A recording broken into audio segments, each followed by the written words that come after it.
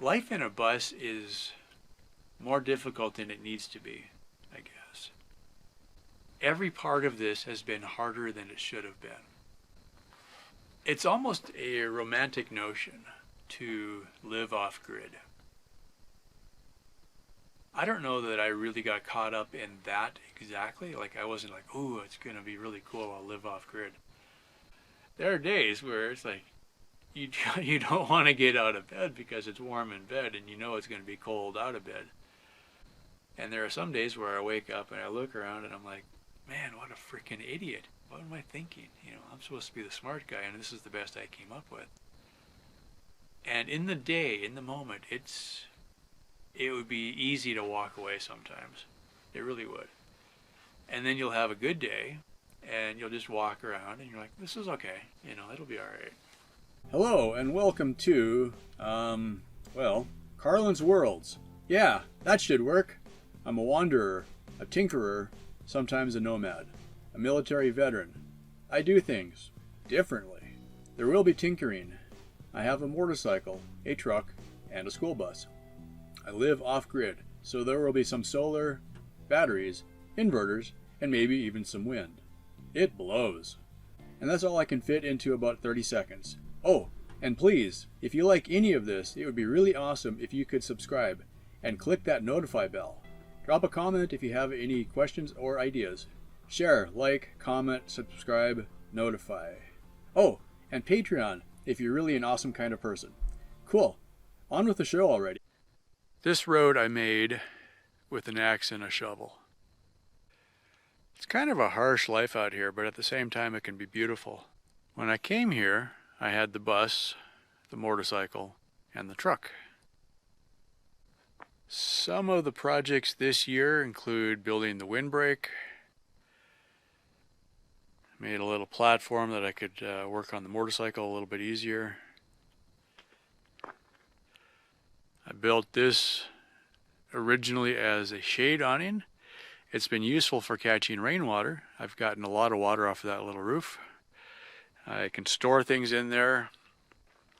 I added plastic sheeting. Amazingly, that plastic sheeting is still intact. It hasn't shredded yet. It's been there for, I don't know, I think it's coming up on a month. We had a major windstorm a few days ago, and I just expected just to be completely gone, and it's held in there really well, so that's encouraging. I've started skirting the bus. That does make a difference, but I haven't finished it yet. I did the easy parts, and then I kind of stopped. Probably one of the biggest successes has been my water system. This is a 200-gallon water tank that goes in my truck. The rest of the system includes this 275-gallon IBC tank. That tank feeds to a water pump that's under the bus. And then from there I have running water for showers and laundry. This used to be a truck camper that I built. This time last year I was living in the truck in town closer to work and coming home on weekends. That worked out okay. Saved me a whole lot of driving.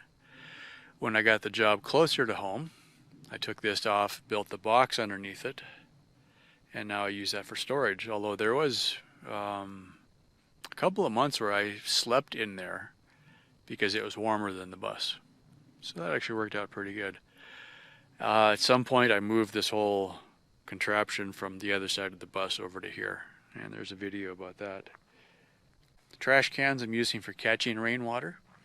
Sometimes I run laundry directly out of the trash cans. I can drop a pump into the trash can and pump it. I open up a window and just run the hose in, fill the washing machine that way. This is 3 kits from Harbor Freight, so you get 4 panels in a kit. So it's the first 4, and then the next 4, and the last 4. I cut the ends off the wires, ran them all in parallel. There's a wire that's under the ground that comes up to this box over here. Inside the box, I have got a MPPT charge controller. This was just a basic charge controller I found on Amazon. It's a very overcast day. I'm only getting about 2 amps of charge. Normally I'd get about 10 on a good day. Some somewhat neglected batteries. I've got 4 big deep cycle batteries in there. And I guess we can show that. That's a 1500 watt inverter. I can run most of what I need off of that. The big 4 batteries are all hooked up in parallel. These are spares left over from before. When I run the generator, I just hook it up to the battery charger so I can top off the batteries. I ran generators today for laundry, but most days I don't need to run the generator. Unless it's like 3 days of clouds in a row, then my batteries get pulled down. So it's not the world's greatest solar system, but it does work. And I don't have to run the generators very often, is the idea. So I've got, on this side is a 4,000 watt Northern Tools generator. This was the one that's on sale sometimes for a couple $100. And then on this side I've got a 9,000 watt. I use this mainly, the only time this gets used is when I'm running the electric dryer and when I'm doing laundry. I can run the washing machine off of the little one. So today, for instance, I ran the little one while I was washing and then only ran the big one for the dryer because this one is a lot more expensive, so I'm just trying not to wear it out. Life in a bus is more difficult than it needs to be, I guess. Every part of this has been harder than it should have been. When I moved out here, I put stuff in the bus and brought it out here. So I had like a pickup load worth of stuff in the bus on the way out here. And from then on, I always had stuff in the bus. I never had enough room to do a proper bus conversion. So with the school bus, what you have is a blank canvas. It's a very solid chassis. It's well built. It's not well insulated though, and it's got windows that are a real pain to work with. If I started with a totally blank slate, I could build like a tiny house so much easier than I could live with the bus. Because I could build it any shape I wanted. I could have an 8-foot ceiling if I wanted instead of a 6'2" ceiling. I could put windows where I want. If I don't want windows, I don't put windows in. It would be easier to insulate. It would be easier to do plumbing. It would be easier to do wiring. All right. By choosing the school bus, it was a convenience factor of when I hit the ground out here, I had a shelter already. It was a huge trade-off. I said, okay, if I get the school bus, I have shelter. I'm up off the ground. I'm not in a tent. I don't have to build something immediately. When I bought the property, my actual plan was not to move out here right away. My plan was this was where I was going to come out when I retired. That would then let me have an inexpensive place to live. It's almost a romantic notion to live off-grid. I don't know that I really got caught up in that exactly. Like I wasn't like, ooh, it's going to be really cool, I'll live off-grid. In a lot of ways, it's been a giant pain in the butt. However, I do have to admit that the expenses are easier to control out here, I think. My land payment is actually less than $400 a month, as opposed to whatever rent would be in an apartment or whatever. I have a fairly good piece of land, and so I've got a lot of options that I've got room, I can do things, I can build things if I want to. So in that respect, it's worked out really well. If you do this as a retirement project, I think, that was what my plan was originally. I bought the land, not planning on moving out here right away. It also depends on how able you are to do things for yourself. Can you build things by yourself? Can you fix things by yourself? Are you mechanically inclined or not? Are you inventive?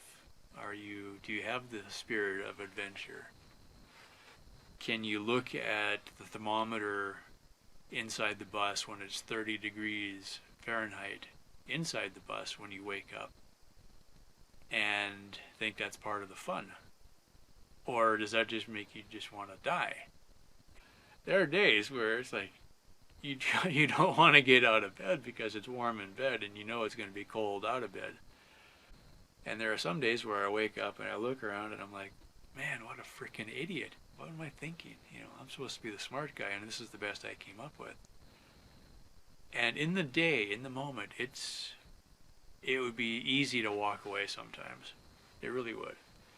And then you'll have a good day, and you'll just walk around, and you're like, this is okay. It'll be all right. And what I need to remind myself, and that's kind of why I do some of these videos, is it's a reminder for myself. I look around, and I'm like, a lot of these projects, at least the ones that I've gotten finished, have made my life better. I don't have a power bill. I generate my own power.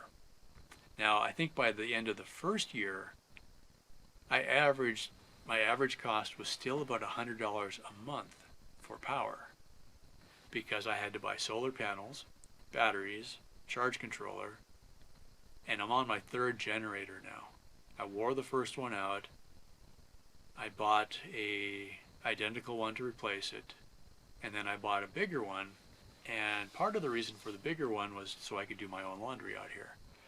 So I don't have to drive into town just to do laundry.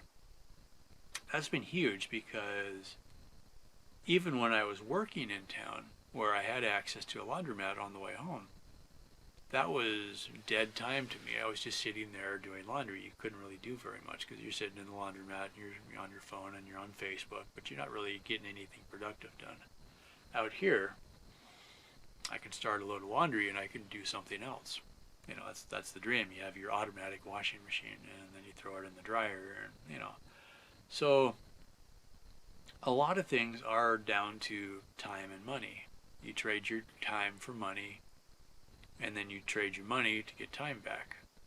So it's always a compromise. It's always a choice. How do you make the best of it, kind of a thing. So by the end of the first year, my power was still costing me about $100 a month. However, with that said, now that I'm on solar, this year I haven't spent very much on power. I only run the generator to do laundry on the most part. If it's been a few cloudy days, I don't have enough power, I start the generator up and I run it for a while. But in a lot of cases, I've got enough power that when I get home from work, I can make a pot of coffee, put that in a thermos. The next morning, I can drink the coffee out of the thermos, and it's warm enough usually. I don't have to waste power in the morning. If I make coffee in the evening, I've got enough power left in the batteries to do it. Then I can play around on the laptop, make these videos. That's running off of battery power, off of the solar panels. I've got a deep freeze that I use more as a fridge. That works really well. That can run an hour or two a day off of the solar panels most days. Now in the winter I don't run it nearly as much because I don't have to. There's days that it has been warmer in the deep freeze than it was in the bus. So then you'd open the door on the deep freeze and let the deep freeze cool off for an hour, and then you're set. It works pretty well. A lot of my energy and time and money has been put towards building systems out here. And in that respect, it's an investment. The water system has paid off. I've got rain gutters on the bus. I've been able to there was 2 or 3 months I didn't have to go to town to get water to do showers and laundry. I went for drinking water just so I wouldn't drink water out of the trash cans. So that has paid off in that respect, because that's 2 or 3 months I didn't have to drive 15 miles one way just to get water, right? So that's worked out really well. Now when I go get water, I hook it up to the manifold, open a couple valves, or I run the little pump, fill up my holding tank, and I'm set. I've got water for a couple, 3 weeks. I don't use very much. I can do laundry with that. I've got the washer and dryer, I've got the generator, and I've got the water system. So I can run electric washer, electric dryer, or a line dry. On days like today where it wasn't very warm, I just threw it in the dryer and got it done with. I'm starting towards insulating the bus now, and I'm just kind of getting started. I've been in it almost 2 years, and I'm just starting to really convert the bus. That's been a long time coming. So, but it's at a point now where every time I do something, it makes life just a little bit better. Things I would do different or things I would try to do better. I think the hardest thing thinking about it was I didn't really have a specific plan when I got out here. It was like survival and trying to work at the same time. You know, I was driving, I was commuting, I was working a full-time job. The last year has been better in that respect because I'm driving less and I'm actually working less hours. I took a pay cut, but the free time has been worth it, I think. You know, I grumble about my pay cut, but at the same time, if I get home at a decent time most days, I can do more work out here. So that's actually working out all right. I need to remember that sometimes. In the first month or two I was out here, I actually started drawing lines in the dirt of where I thought I might build a little, you know, a tiny house or a small house or some kind of a structure. You know, it probably would have been 12 by 20, something like that. Not very big, but it would have been twice as much room as I had in the bus, you know, thereabouts, right? And then the rains hit us that year. The monsoon rains the first year were a lot more water than I had this second year that I was out here. And the area that I had drawn in the dirt for the little house I was going to build ended up flooding. Like a foot of water ran across that. I was devastated. I mean, thankfully I hadn't built anything yet, but I'm like, holy crap. You know, I had no idea. Who would think it rains in the desert? I mean, it didn't cross my mind. I'm thinking desert, you know, no water, just, you know, but there was a lot of vegetation out here. I'm like, that's weird. You know, how does this stuff grow? It never crossed my mind that it would rain like that out here. I was having a really hard time committing to basic decisions, though, because I had limited time, limited money, and I was really unsure of which way to go. I had just the worst case of analysis paralysis is a word that comes up. You overthink it to the point that you don't do anything. Worst though was that there was 2 or 3 projects that I tried to do in the first couple of months where I really screwed them up. I couldn't do a straight cut to save my life. I wasted a bunch of wood. They didn't work the way they were supposed to. It was just a nightmare. That would be one tip you might think about is go into it gradually if you at all can. Don't feel like you're under pressure to do a big project right away. Build something simple. You know, maybe build a little storage shed. Learn the process, figure out what your limits are, and then learn how to improve yourself. You know, if I would have done simple stuff first, got a little bit more confidence, or learned where I was making mistakes and, you know, moved on from that, maybe that would have helped. I feel like I'm doing better now, but I'm still not really, there's a few things that I'm like, yeah, I don't really want to jump into that yet. But having the bus completely full of my stuff, that was a huge handicap because I couldn't begin to think about doing a conversion. There's been 2 or 3 times now where I've taken large chunks of stuff, dragged it outside for a few hours to get to something, and then turn around and just pushed it all back in again.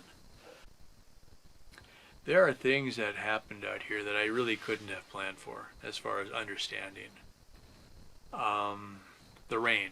I had no idea how much rain there was out here. There were days that I couldn't get off the property. The road would wash out, or I would get my truck stuck and I couldn't get out. So you kind of need a spirit of adventure. You need a basic understanding of how things work. You need some ability to build things. I guess, you know, the one thing I had going for me is I loved to tinker with stuff and figure out how things worked. I had the experience of being a mechanic.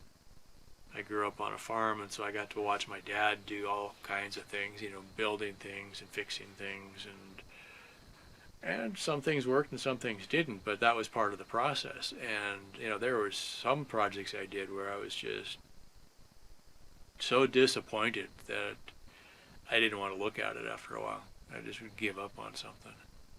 And then a while later, you'd like, oh, all right, so you'd kind of recover and you go back and you try it again, and maybe you do better the next time. And then I started getting things that would work, and that helped a lot. So start small if you can. If you could do even a partial bus conversion before you lived in it, that would be huge. Also, I got too much stuff. That's a lot of the problem. Too much stuff and not enough space. If I had more space, it wouldn't be so bad. One person should be able to live in a bus. In fact, I'm living in 10 feet of the bus, and the other 20 feet is storage. So the year is almost over. Looking back, I'm thankful for the experience. I'm thankful for how many people have watched the videos. As far as it's just been fun to realize that people are interested in what I'm doing.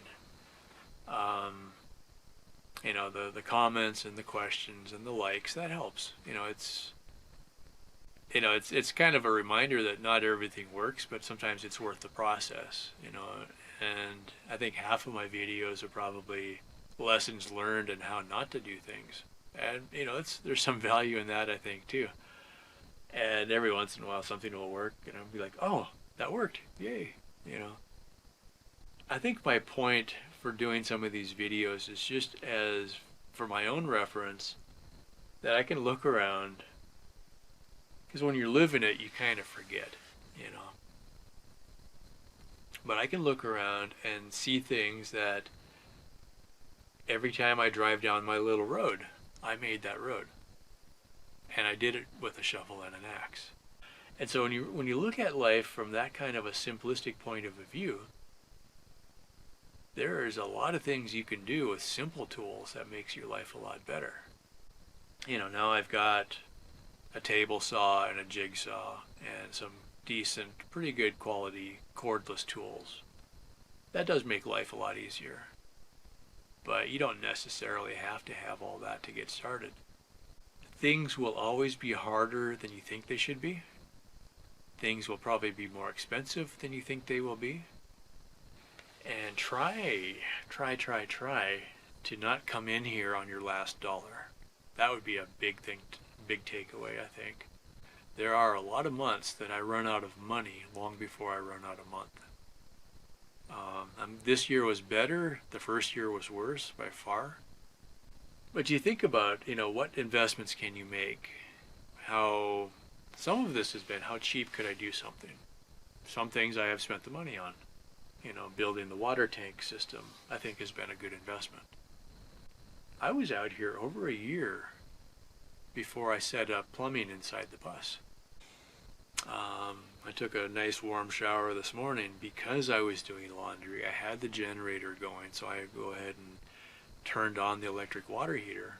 When I stop and look at days like that where, okay, that was all, I put the money in one time, I put the work in one time, now I can enjoy that for quite a while. Everything you do out here is harder. But when you get something to work, that's one less thing you have to do then. And that part is pretty cool. These, the rain collection, when I set up the rain gutters and then had a good rain and I looked out and all of my little trash cans were full of water, that's pretty cool. It's like, oh, that worked. That's free water. Now I can do laundry and not have to go to town to get that water. That's pretty cool. When I built the solar system, that meant that I didn't have to run the generator an hour or two every day just to do what I wanted to do. And, all I wanted to do was to have cold water for my lemonade or Gatorade. I wanted to be able to run a computer to do video editing. I needed to charge my phone, run an electric fan. An electric fan out here, oh my God, that's the most wonderful thing ever.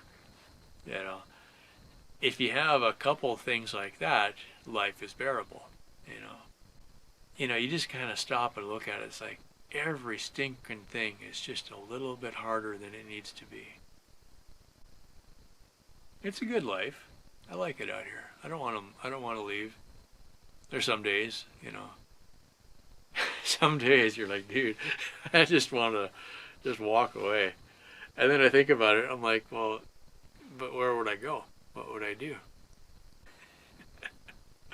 Some days, though, it's not as easy as you think. I guess that would be my message. It's worth it, but it's hard. It's not an easy life. I think it's worth it, but it's not something that you just want to unplug and walk out here without a real clue. Anyway, I made it through the year, though. To all of my new subscribers, wow, thank you so much.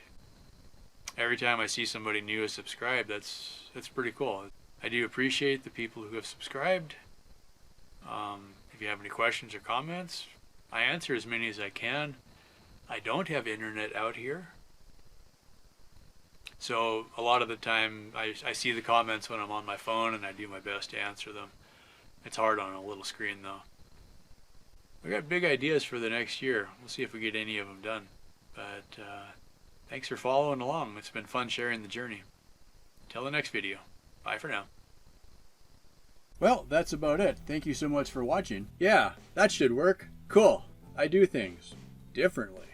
Oh, and please, if you like any of this, it would be really awesome if you could subscribe and click that notify bell. Drop a comment if you have any questions or ideas. Share, like, comment, subscribe, notify. Oh, and Patreon if you're really an awesome kind of person. Thank you so much for watching.